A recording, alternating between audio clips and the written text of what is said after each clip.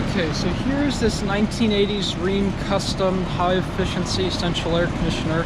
Just got starting up.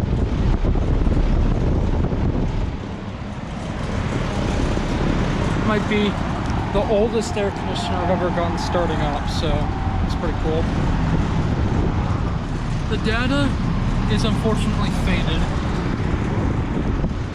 so that's a bummer.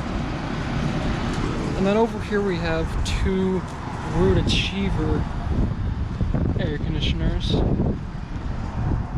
This one has been cycling.